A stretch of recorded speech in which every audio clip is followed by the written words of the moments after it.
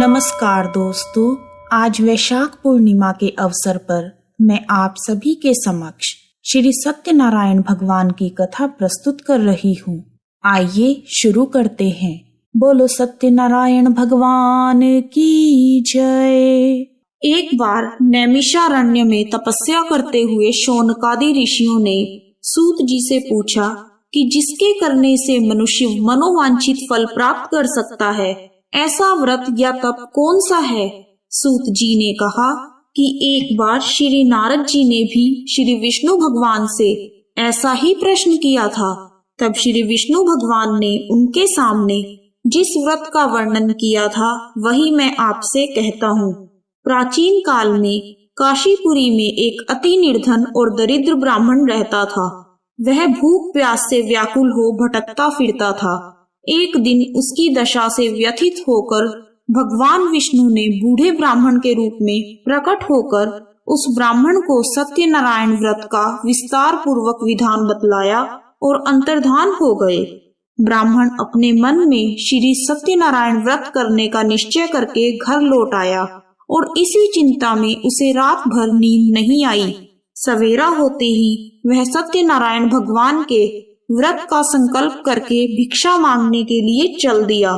उस दिन उसे थोड़े ही परिश्रम में बहुत अधिक धन धान्य भिक्षा में प्राप्त हुआ।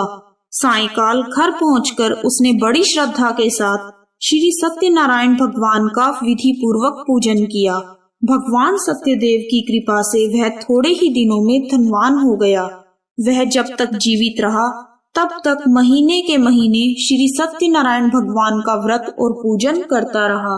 यह देह छोड़ने के बाद वह विष्णु लोक को प्राप्त हुआ। सूत जी पुनः बोले कि एक दिन वह ब्राह्मण अपने बंधु बांधवों के साथ बैठे ध्यान मग्न हो श्री सत्यदेव की कथा सुन रहे थे। तभी भूख प्यास से व्याकुल एक लकड़हारा वहां जा पहुंचा।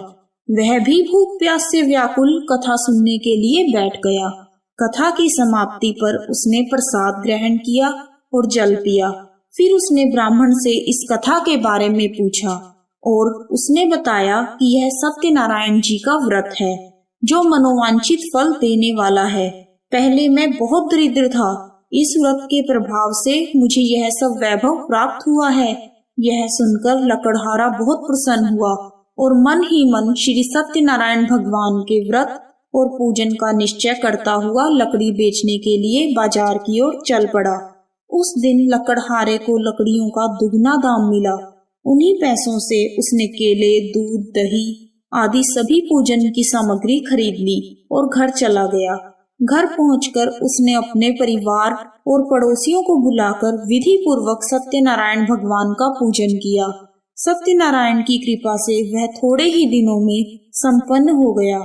सूत जी ने फिर कहा कि प्राचीन काल में उल्कामुख नाम का एक राजा था। वह और उसकी रानियां दोनों बड़े ही धर्मिष्ठ थे।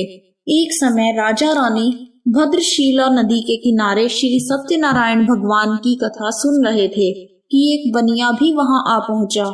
उसने रत्नों से भरी अपनी नौका को एक किनारे पर लगा दिया और स्वयं भी पूजा की जगह बैठ गया। वहां का चमत्कार देख उसने राजा को इसके बारे में पूछा। राजा ने बताया कि हम विष्णु भगवान का पूजन कर रहे हैं। यह व्रत सभी मनोकामनाएं पूर्ण करने वाला है। राजा के वचन सुन और प्रसाद पा बनिया अपने घर चला गया। घर पहुंचकर उसने अपनी पत्नी से व्रत के बारे में बताया और संकल्प किया कि मैं भी संतान होने पर यह व्रत करूंगा। उसकी पत्नी का नाम लीलावती था। सत्यदेव की कृपा से वह कुछ ही दिनों बाद गर्भवती हो गई और 10 महीने पूरे होने पर उसने एक कन्या को जन्म दिया। कन्या का नाम कलावती रखा गया और वह चंद्रमा की कलाओं के समान नित्य प्रति बढ़ने लगी। एक दिन अवसर पाकर लीलावती ने अपने पति को सत्यदेव का व्रत करने की बात याद दिलाई। उसने कहा, मैं यह व्रत कन्या के विवाह के समय करूंगा। यह कहकर बनिया अपने कारोबार में लग गया। जब वह कन्या विवाह के योग्य हुई तो उसने दूतों द्वारा खोज करवाकर कंचनपुर नगर के एक बनिए के सुंदर, सुशील और गुणवान बालक के साथ विवाह कर दिया।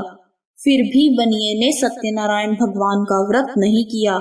इससे श्री सत्यनारायण भगवान अप्रसन्न हो गए। कुछ दिनों बाद बनिया अपने दामाद को साथ लेकर समुद्र के किनारे रत्नसारपुर में व्यापार करने लगा। एक दिन रत्नसारपुर के राजा चंद्रकेतु के खजाने से चोरों ने बहुत सारा धन चुरा लिया। राजा के सिपाही चोरों का पीछा कर रहे थे। चोरों ने जब देखा कि सिपाहियों से बचना कठिन है तो उन्होंने राजकोष से चुराया हुआ धन एक जगह फेंक दिया और स्वयं भाग गए। वहीं बनिए का डेरा था। सिपाही चोरों को ढूंढते हुए उसी जगह पहुंच गए और उन्होंने दोनों बनियों को चोर समझकर पकड़ लिया। राजा ने दोनों को जेल में डालने का आदेश दे दिया और उनका धन कोष में जमा कर दिया। श्री सत्यदेव के कोप से लीलावती और कलावती भी बड़े दुख से जीवन व्यतीत कर रही थी। एक दिन कलावती भूख प्यास से व्याकुल होकर एक मंदिर में चली गई। वहां पर श्री सत्यनारायण भगवान की कथा हो रही थी। वहीं बैठकर उसने कथा सुनी। प्रसाद लेकर रात होने पर घर पहुंची। माता के देरी का कारण पूछने पर उसने यह सब बात कह दी। उसकी बात सुनकर लीलावती को अपने पति की भूली बात याद आ गई और उसने श्री सत्यदेव के व्रत का निश्चय किया। उसने अपने बंधु बांधुओं को बुलाकर श्रद्धा पूर्वक कथा सुनी और विनम्र भाव से आर्त होकर प्रार्थना की कि मेरे पति ने संकल्प करके जो आपका व्रत नहीं किया है उसी से आप अप्रसन्न हुए थे। अब कृपा करके उनका अपराध क्षमा करें। लीलावती की प्रार्थना से श्री सत्यदेव प्रसन्न हो गए। उसी रात में श्री सत्यदेव ने राजा चंद्रकेतु को स्वप्न में दर्शन देकर कहा कि प्रातः काल होते ही दोनों बनियों को जेल से छोड़ दो और उनका सभी धन उन्हें लौटा दो, वरना पुत्र पौत्र समेत तुम्हारा राज्य नष्ट हो जाएगा। इतना कहकर सत्यदेव तो अंतर्ध्यान हो गए और राजा ने भी सवेरा होते ही दोनों बनियों को मुक्ति का आदेश दे दिया और साथ ही उनका धन उन्हें लौटा दिया और बहुत सम्मान पूर्वक उन्हें विदा किया। दोनों बनिए आनंदित होकर अपनी नौका लेकर अपने घर चल पड़े। तभी श्री सत्यनारायण भगवान सन्यासी के वेश में उनके समीप आए और बोले कि तुम्हारी नौका में क्या है? बनिए ने हंसते हुए उत्तर दिया, नौका में तो फूल पत्तों के सिवाय कुछ भी नहीं है। यह सुनकर दंडी स्वामी ने कहा, तुम्हारा वचन सत्य हो। स्वामी के चले जाने पर बनिए ने देखा कि नौका तो हल्की हो गई है। उसे बड़ा कौतूहल हुआ और देखा और बेहोश होकर गिर पड़ा। उसकी नौका में हर जगह फूल पत्ते ही थे। परंतु दामाद ने कहा, इस प्रकार हड़बड़ाने से काम नहीं चलेगा। हमें उन्हीं दंडी स्वामी के पास जाना चाहिए। यह उन्हीं की करामात है। उनसे चलकर प्रार्थना करेंगे तो फिर से वैसा ही हो जाएगा। दामाद की बात मानकर बनिया स्वामी के पास पहुंचा और उनके चरणों में गिर पड़ा और बार बार उनसे क्षमा मांगने लगा। उनकी विनीत प्रार्थना से भगवान ने प्रसन्न होकर उसे इच्छित वरदान दिया और स्वयं उसी जगह से अंतर्ध्यान हो गए। बनियों ने नाव के पास जाकर देखा तो अब वह धन रत्नों से भरपूर थी। तब उन्होंने श्री सत्यदेव भगवान का पूजन किया और कथा सुनी। फिर वह घर की ओर चल दिए। अपने नगर के समीप पहुंचकर बनिए ने लीलावती के पास अपने आने का समाचार भेजा। लीलावती उस समय श्री सत्यनारायण भगवान की कथा सुन रही थी। उसने अपनी पुत्री कलावती से कहा कि तुम्हारे पति और पिता आ गए हैं। मैं उनके स्वागत के लिए चलती हूँ। तुम भी प्रसाद लेकर शीघ्र ही नदी तट पर पहुँच जाना। कलावती प्रसन्नता के कारण इतनी विमुग्ध हो गई कि वह कथा का प्रसाद लेना ही भूल गई और तुरंत ही नदी के तट की ओर दौड़ पड़ी। वह ज्यों ही नदी के किनारे पहुंची, उसके पति समेत नौका जल में डूब गई। यह देख बनिया हाहाकार करके छाती पीटने लगा। लीलावती भी दामाद के शोक में विलाप करने लगी और कलावती अपने पति के खड़ाऊ लेकर सती होने को उद्यत हुई। तभी आकाशवाणी हुई कि हे वणिक, तेरी कन्या सत्यनारायण भगवान के प्रसाद का निरादर करके पति से मिलने के लिए दौड़ी आई है। यदि वह प्रसाद लेकर फिर आएगी तो उसका पति जी उठेगा। यह सुन कलावती घर की ओर दौड़ गई और श्री सत्यनारायण भगवान का प्रसाद लेकर नदी के किनारे आई और क्या देखती है कि उसके पति समेत नौका जल पर तैर रही है। यह देख बनिया भी प्रसन्न हो गया और अपने घर पहुंच गया। वह जब तक जीवित रहा तब तक श्री सत्यदेव भगवान का व्रत करता रहा तथा श्रद्धा पूर्वक कथा को सुनता रहा। इसके पश्चात सूत जी बोले कि एक समय तुंगध्वज राजा शिकार खेलने के लिए वन में गया हुआ था। वहां उसने देखा कि एक बरगद के वृक्ष के नीचे बहुत से गोप ग्वाल इकट्ठे होकर श्री सत्यनारायण भगवान की कथा सुन रहे हैं।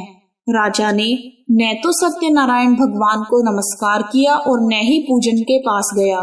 गोपगण राजा को देखकर स्वयं प्रसाद लेकर उसके पास आए और प्रसाद राजा के सामने रख दिया। राजा ने प्रसाद की कुछ परवाह नहीं की और महल की ओर चला गया। राजद्वार पर पहुंचते ही राजा को मालूम हुआ कि उसके पुत्र पौत्र और धन संपत्ति सब नष्ट हो गए हैं।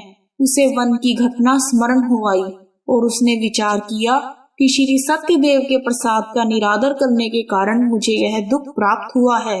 यह सोचकर राजा पुनः वन में दौड़ा गया और सब गोप ग्वालों के साथ मिलकर श्रद्धा और भक्ति के साथ श्री सत्यदेव भगवान का पूजन करके प्रसाद ग्रहण किया।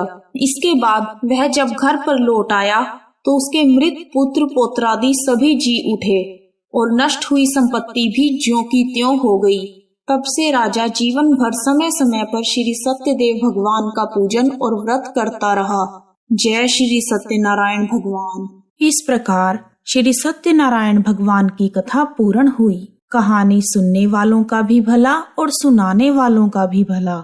यदि आपको वीडियो पसंद आया है तो कमेंट बॉक्स में जय श्री सत्यनारायण भगवान लिखना ना भूलें। आप सभी का हार्दिक धन्यवाद। हरि बोल हरि बोल हरि हरि बोल। राम बोल राम बोल राम राम बोल।